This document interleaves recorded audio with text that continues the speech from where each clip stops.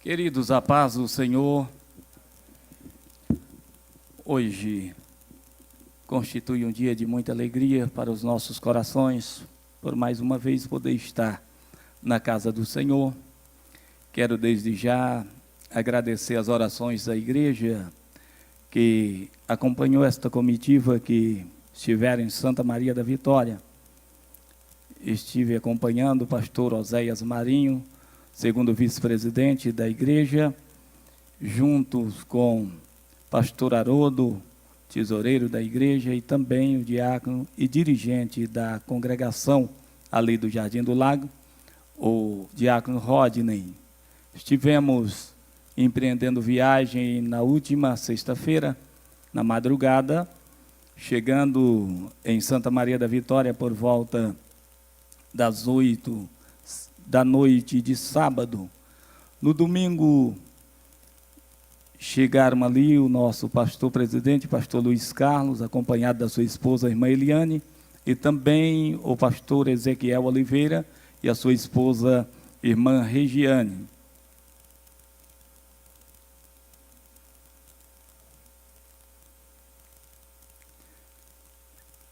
E depois, no domingo à noite, inauguramos ali mais uma congregação no Oeste Baiano, empossando ali o presbítero Juscelino Leão e a sua esposa, a irmã Isabel. Na segunda-feira, por volta de 12h45, após um bom almoço na propriedade do pastor Adão, nos reunimos ali todos para um almoço, empreendemos viagem. O pastor saiu para Minas Gerais e nós de volta para casa. Fomos e voltamos sem nenhum incidente e graças a Deus aqui estamos. Somos gratos à igreja pelas orações. Continuemos orando pela igreja no Oeste Baiano, que é mais uma semente que fora lançada naquele lugar e é carente das nossas orações para que Deus possa fazer prosperar a palavra que ali está sendo pregada, para que vidas sejam alcançadas. Esta igreja, dia após dia, Deus tem estendido ela pelo nosso país.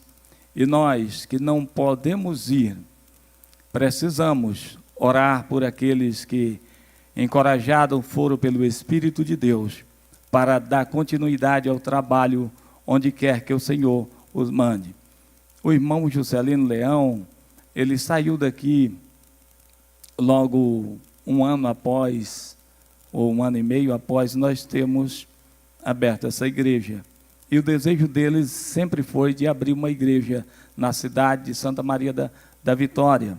Santa Maria da Vitória, que hoje tem 45 mil habitantes, tem possibilidade de um bom crescimento para a igreja naquele lugar. Mas as nossas orações serão fundamental para que a obra de Deus continue crescendo. Quero convidar os irmãos a ler a palavra de Deus que está na carta de Paulo aos Colossenses. Eu vou pedir licença para retirar o microfone.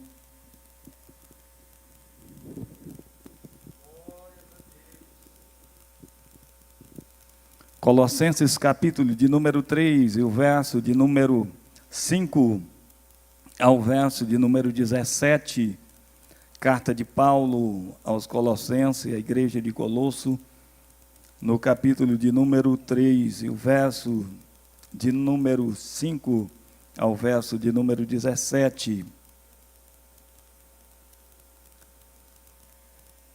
Leiamos a palavra de Deus.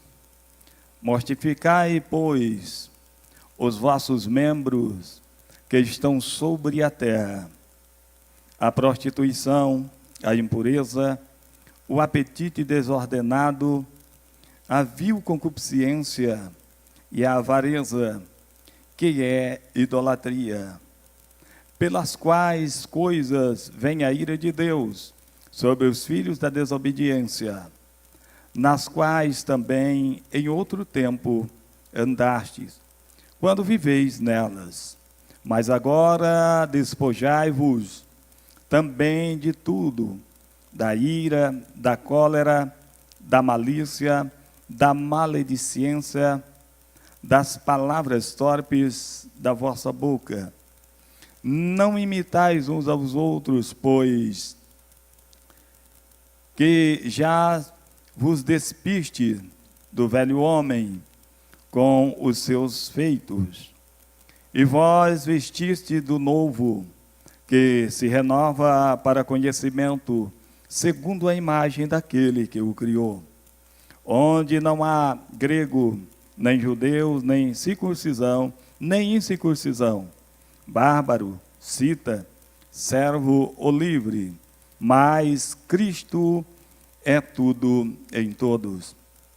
Revesti-vos, pois, como eleito de Deus, santos e amados, de entranhas de misericórdia, de benignidade, humildade, mansidão, longanimidade, suportando-vos uns aos outros e perdoando-vos uns aos outros.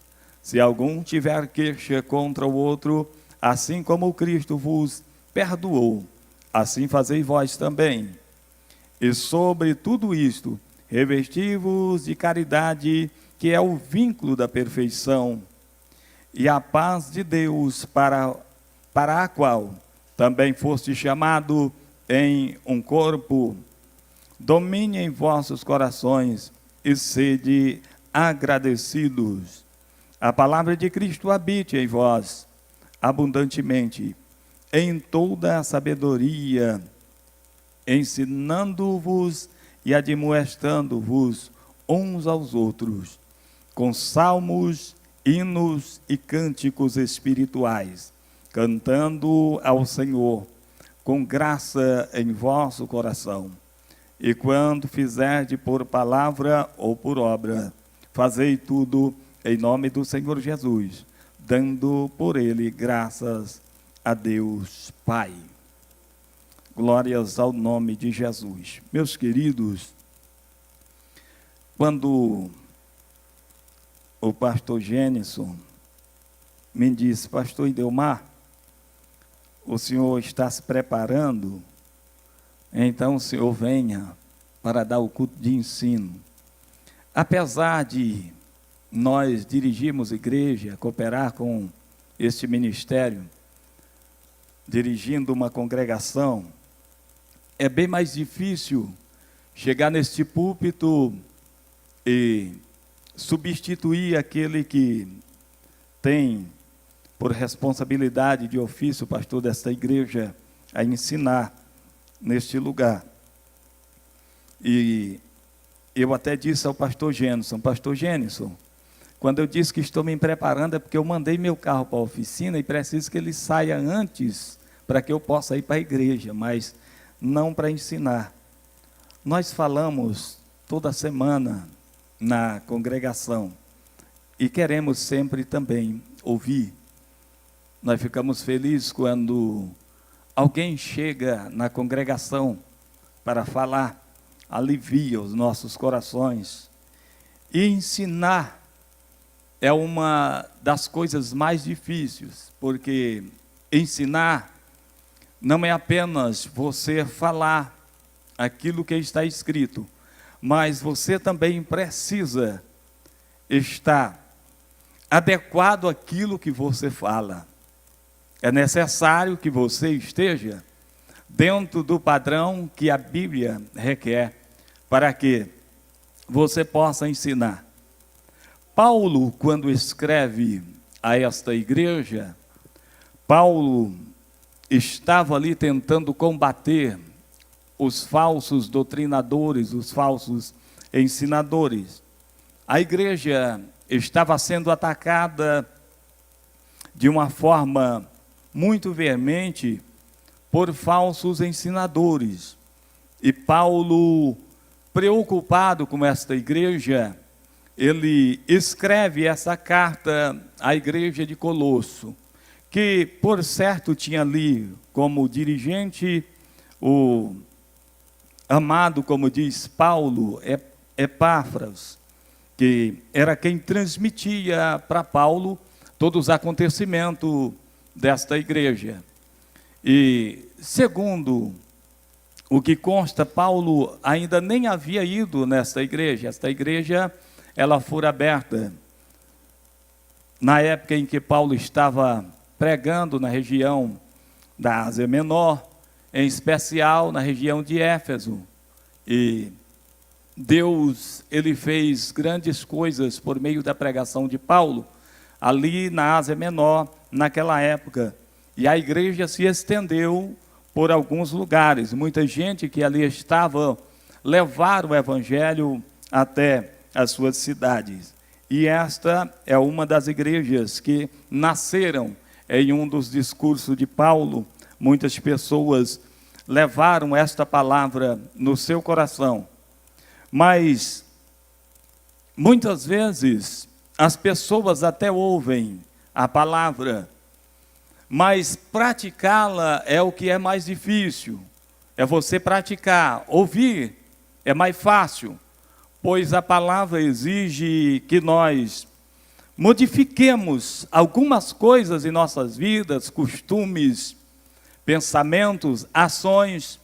E esta igreja estava vivendo um tempo difícil, pois entre os seus membros havia homens que ensinavam que o corpo era algo terreno e que simplesmente não sofreria, ou a sua alma, sendo eterna, não sofreria nada por conta do que você fizeste por meio do corpo.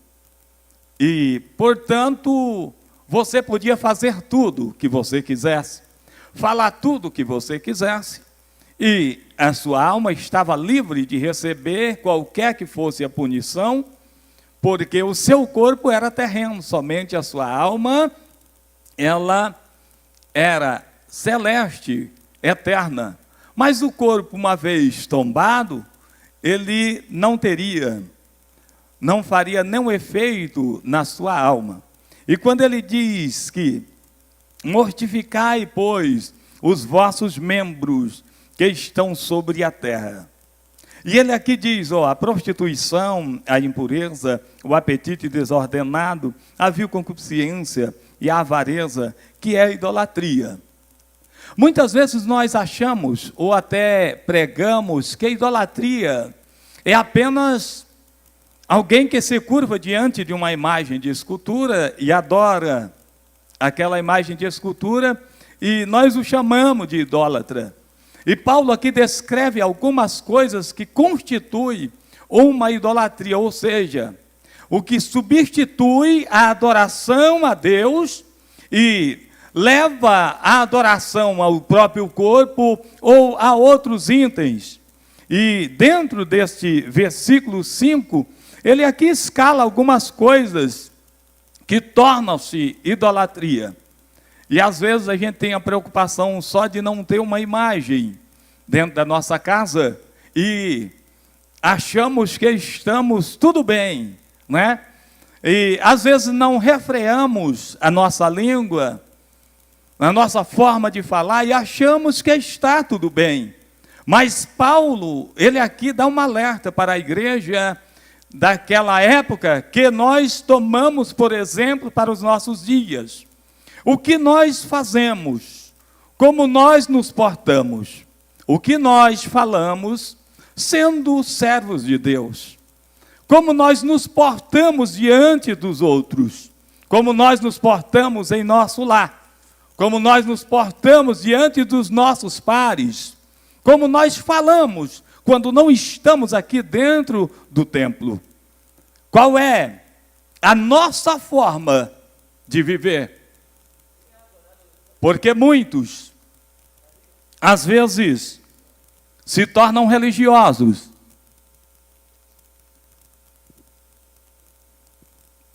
E veja que se tornar religioso torna-se perigoso. Porque geralmente quando nós adotamos apenas a religião como base para a nossa vivência, nós temos uma tendência de nos esconder por trás da religião e apontar sempre erros de outros e nunca nos corrigimos na nossa forma de agir. Nós vemos mais na vida dos outros algumas coisas quando nos tornamos religiosos, do que olhar para dentro de nós e nos corrigir. Quando Paulo diz mortificai, o povo dizia assim, o meu corpo é terreno, então ele pode fazer tudo. E Paulo diz, não, vamos mortificar os desejos que o nosso corpo produz, que não são agradáveis ao Senhor. E ele descreve aqui esses desejos: a avareza, a prostituição, até mesmo, irmão, quando nós, lá na minha terra, chama comer com os olhos. Quando você vê aquela comida tão bonita, você não mede a quantidade que você vai pôr no prato, né? E Paulo aqui está ensinando que isso também é idolatria. Paulo diz que nós devemos nos precaver dessas ações. A glutonaria, ela é pecado. Quando nós comemos com os olhos, é pecado também.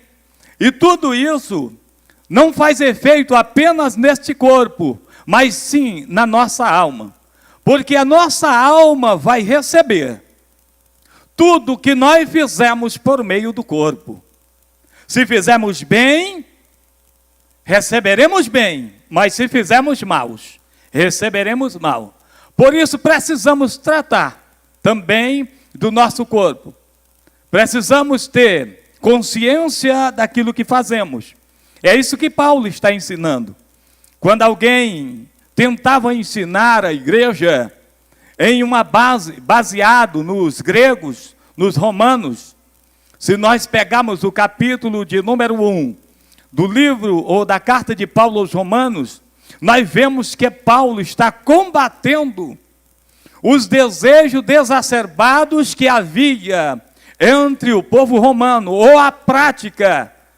Quando Paulo discursa no capítulo 20 de Atos dos Apóstolos, quando ele faz um discurso ali, o capítulo 19 e o capítulo 20, ele discursa falando sobre os cuidados que nós devemos ter com o nosso corpo, porque quando as pessoas chegavam diante de uma deusa chamada Diana, a deusa da fertilidade, então eles ofereciam os seus corpos também da mesma forma como sacrifício. E ali muitos estavam se prostituindo. E Paulo discursa forte sobre este ato, porque para os gregos era esta a forma em que as pessoas deveriam se portar. Até hoje nós conhecemos muitas mitologias gregas, que o corpo é algo que deve ser venerado, deve ser adorado. E era esse tipo de ensinamento que os falsos doutores estavam aplicando à igreja de Colosso. Não é diferente nos dias em que nós estamos vivendo. Não é diferente. Hoje a internet, uma terra sem lei e sem uma moralidade, e que se nós não filtrarmos aquilo que os nossos olhos veem, aquilo que os nossos ouvidos ouvem, também entraremos para este rol de pessoas que entendem que manda em si mesmo e que ninguém tem nada a ver com a sua vida e que não deve ter nenhum sacrifício para agradar a Deus. Mas Paulo está dizendo que é necessário, porque muitas coisas se tornam idolatria. E infelizmente a Bíblia diz que os idólatras não entrarão no reino de Deus. Não são herdeiros do céu. E não ser herdeiros do céu se torna perigoso, porque o inferno, a Bíblia diz que foi preparada para o diabo e seus anjos. Mas se não tivermos enquadrado na Bíblia, nós não temos outro destino. Portanto, a preocupação de Paulo era que aquela igreja, ela mortificasse os seus membros e passasse a agir dentro dos preceitos bíblicos que Cristo nos ensinou, pelas quais coisas vem a ira de Deus sobre os filhos da desobediência. Veja que Paulo já está dizendo, vocês não continuem da forma que estão, porque a ira de Deus virá sobre vocês. E ele segue, nas quais também em outro tempo andastes, quando viveis nelas.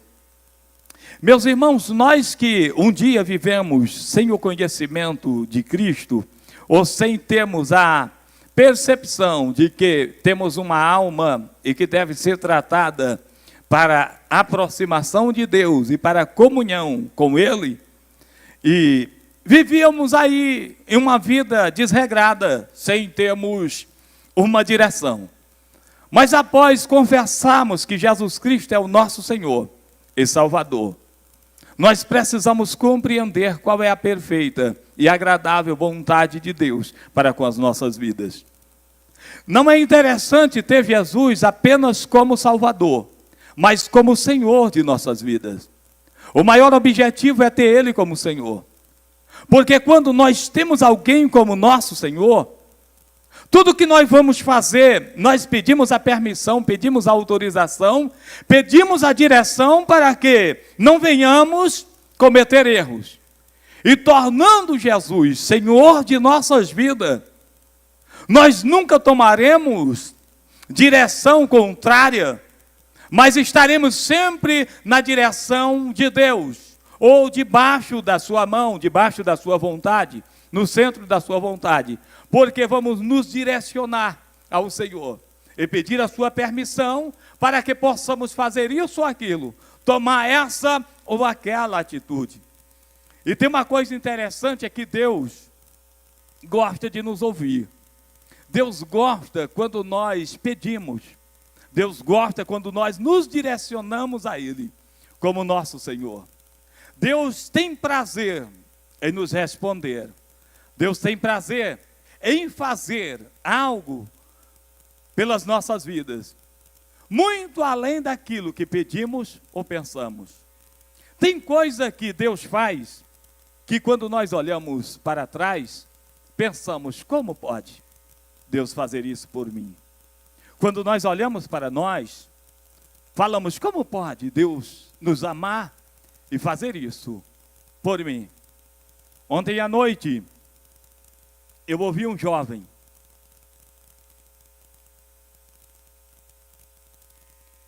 dizia, como Deus pode me amar desta forma, sabendo quem sou eu? E esta preocupação deve estar todos os dias em nossas vidas. Mas agora despojai-vos também de toda a ira, da cólera, da malícia, da maledicência, das palavras torpes da vossa boca.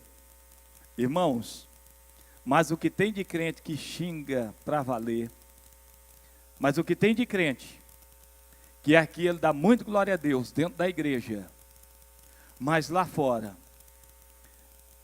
ele fala cada coisa que desacredita. E você acha que é só na igreja de hoje? Olha o que Paulo está ensinando na igreja 2000 anos atrás. Já existia isso. Mas Paulo está dizendo, olha, nós precisamos deixar que essas palavras saiam da nossa boca. Precisamos deixar a malícia sair dos nossos corações. A maledicência, essa mania de ficarmos reclamando por tudo, e não aprendemos a ser grato a Deus. E não conseguimos enxergar o que Deus tem feito dia após dia sobre as nossas vidas. E sermos gratos pelos benefícios que recebemos de Deus, mesmo não sendo merecedor, recebemos de Deus o maior amor.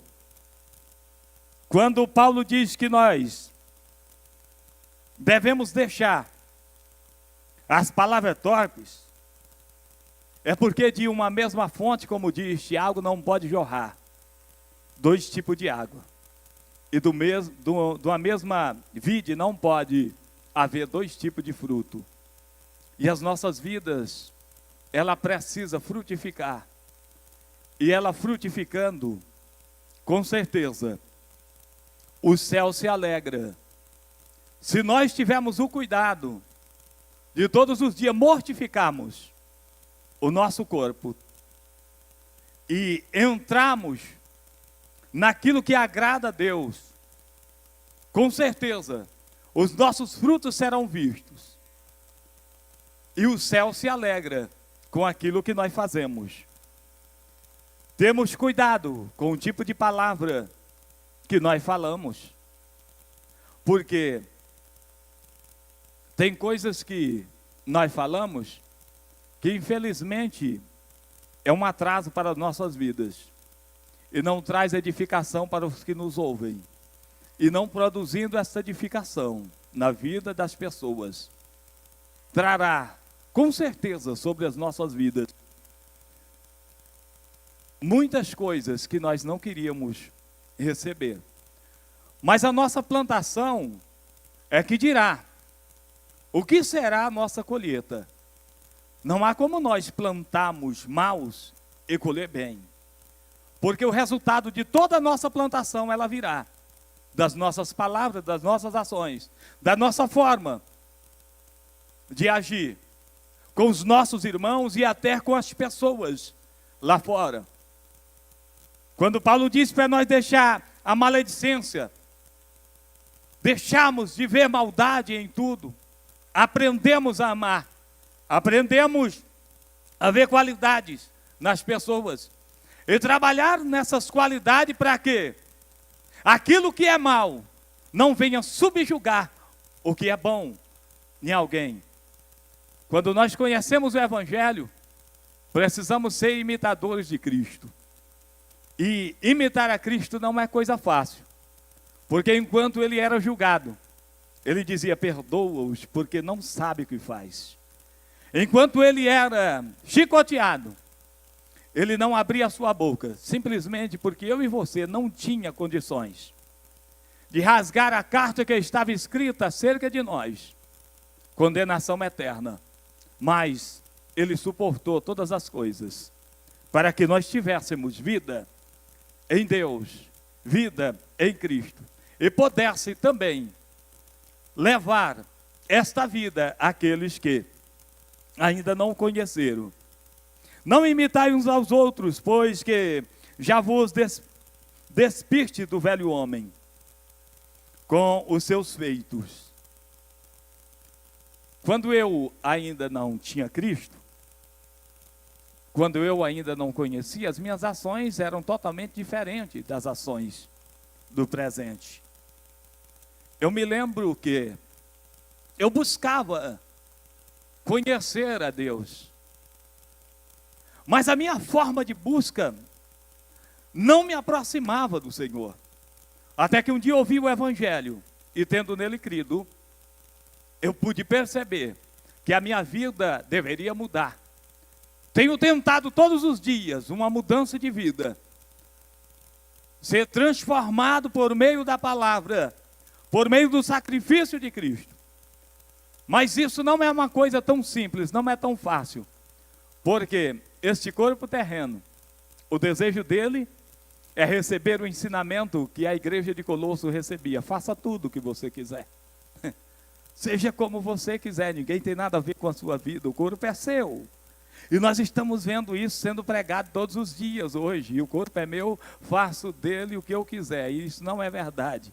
Pois a Bíblia diz que vós sois o templo do Espírito Santo. E aí o mesmo Paulo disse: é que vós conheceste o Espírito Santo. Ou seja, eu não tenho domínio sobre o meu corpo para fazer o que eu quiser e também entrar no céu. Eu posso até fazer.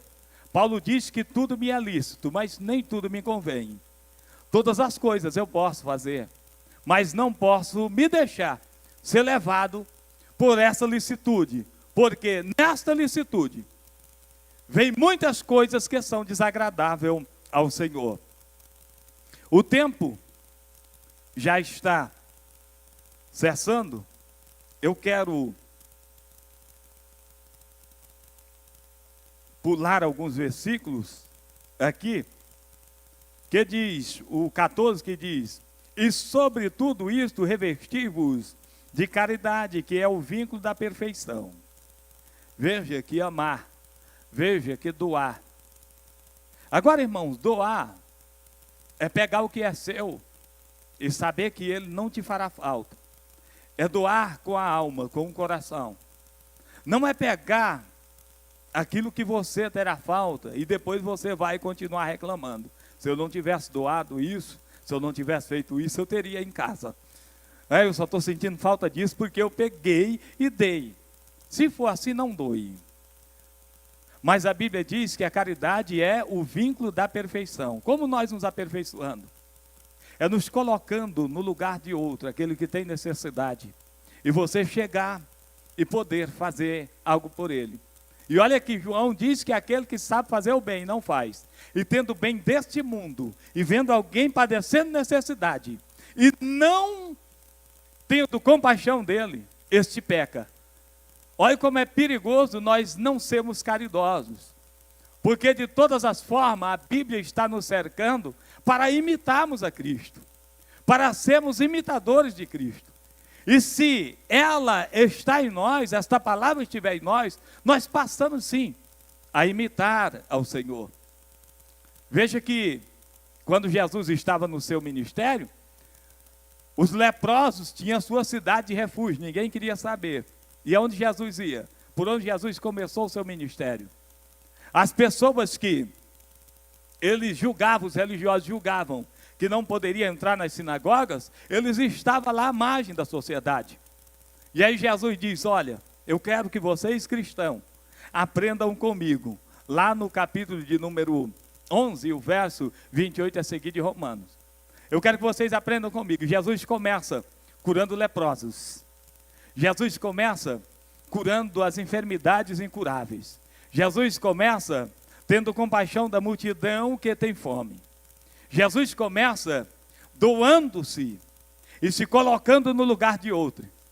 E o que acho interessante foi o que o pastor Ricardo Ruas, se não me falha a memória, ou o pastor Carlos, não relembro quem citou, que Jesus era tão misericordioso, que Jesus vê um peixe que vai morrer afogado, porque está entalado com as moedas e diz, vai lá, salve o peixe e paga os tributos. Jesus nos ensina em todos os meios, em todas as coisas, como sermos caridosos. E aí ele diz assim, e a paz de Deus para a qual também fosse chamado em um corpo, domine os vossos corações e sedes agradecidos. Veja só, agradecer a Deus. Irmãos, nesses últimos 4 anos, temos vivido novidades de Deus sobre nossas vidas. Mas temos vivido momentos em que achávamos também que não venceríamos. Mas Deus nos surpreende a cada momento de nossas vidas. E Deus tem feito milagres grandiosos sobre as nossas vidas. E eu creio que ainda acontecerá. Eu um dia quero testificar o que Deus fez nesses últimos 4 anos. Envolve todos esses milagres que nós estamos vivendo. Não só na minha vida, mas na vida da igreja. Deus quer que você tenha um coração piedoso. Deus quer que você ame o seu irmão. Ah, mas é difícil amar. Irmão, acho que não tem ninguém mais difícil de amar do que eu, não. Se alguém conseguir amar a mim, ama qualquer pessoa. Pode ter certeza disso. E eu tenho uma esposa que, na próxima semana, faz 14 anos que está casada comigo. Viu? Ela que eu diga o quanto é difícil amar e Delmar, viu? E aí, quando eu olho os milagres que Deus faz, né? E ela não sabe, mas eu já comprei o presente dela 6 meses atrás. Eu não deixo passar batido. Senhores, maridos, não deixe passar batido o aniversário da sua esposa. Isso também faz parte, tá? O aniversário de casamento, lembre-se disso. Isso também faz parte. Porque suportar você e eu o ano inteirinho e chegar no dia do casamento, do aniversário de casamento, a gente nem lembrar disso, irmão. Isso também faz parte de nós mortificarmos aquele velho homem e trazer uma nova criatura diante do nosso casamento. E todos os anos nesses 3 anos em que estamos dirigindo a igreja, eu tenho casado com ela novamente no dia do aniversário de casamento. Quero casar esse ano novamente com ela. No próximo dia 15, eu quero me casar novamente com a minha esposa. E quero ser eternamente grato a Deus por tudo isso, porque a esposa que eu tenho foi um presente dado por Deus. E isso foi pedido diante dele, e ele atendeu essa oração. Pastor Gênison, Deus abençoe a igreja em Cristo Jesus. Ore por nós, estamos ali no Panorama, desbravando aquele bairro. Quero contar com vocês, cooperando conosco ali, para nos ajudar. Amém?